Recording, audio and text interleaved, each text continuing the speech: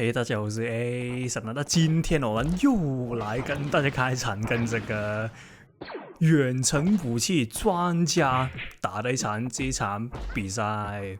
對，如果大家沒有忘記的話，這個玩家又是我們幾個禮拜前還是半個月前打過的一個專用遠程武器 Satanas 的一個遠程武器專精玩家。對，那眾所周知啊，這個遊戲的遠程英雄，你說是很劣勢的話，其實也不算是；但你說很優勢嗎？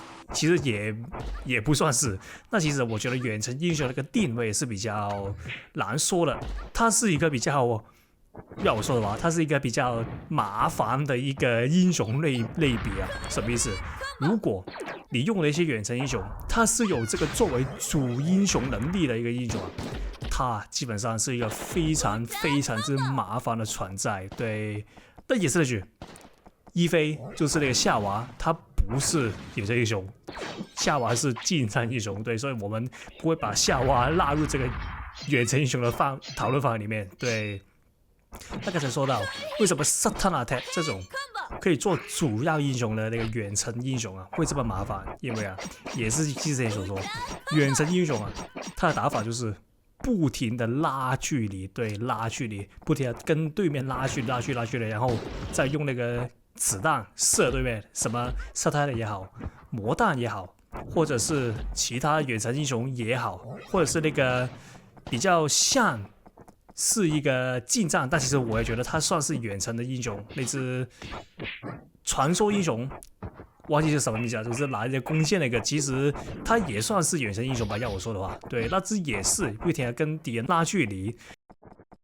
对，那所以的話，就是因為這個打法，所以的話，遠程英雄作為主英雄真的非常之麻煩。對，那今天啊，所以的話，這個比賽其實我會把它叫做成這個基本功測驗。為什麼這麼說？就是那個基本功有一環，就是對於所有英雄的那個攻擊距離的拿捏到底好不好，這也是一個基本功的測試一環。所以的話，這個打遠程英雄就是一個測試你的基本功距離拿捏部分到底去了什麼程度，一個最好的一個遊戲比賽啊。對，那這次啊，就來讓我跟大家來做一下這個基本功距離拿捏測驗。對，那已經來到這個第2回合的中尾聲吧，就是一個已經把技能都丟下去的一個狀態。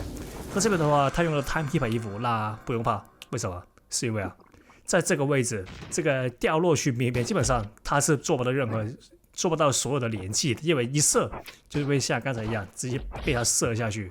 OK， 這邊的話我好像還有那個披風，但我們把披風先留一下。那我們做，因為我們血量還是有足夠的那個空間，讓我們做更多進取的進攻啊。那血量的意義就是這樣，就是把你的容錯可以增加容錯，血量的意義就是這樣。對，那這邊的話我們血量夠，那就可以先把披風留一下。OK， 這邊抓到。那這邊的話我們不要換英雄了，技能階段換英雄是很危險的。哎呦，這邊的話我就沒有遵從我的那個意見啊。所以的話，其實這邊是很危險。如果他有什麼噴裝啊，或者是那個消技，我會直接死掉。OK， 這邊的話抓到，那這邊的話開披風。OK， 那這邊的話再抓他一次，他就死了。哦呦，他這邊打空了。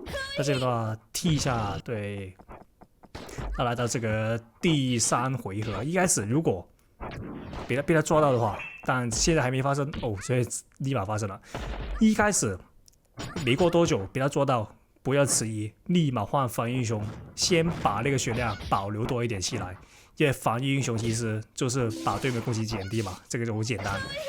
然後血量如果被對面在前期打下來的話，我們在後期那個容錯都比較非常，你說的話血量盡量能保留就保留。對，那這邊的話把它用黑毛 combo 了一套。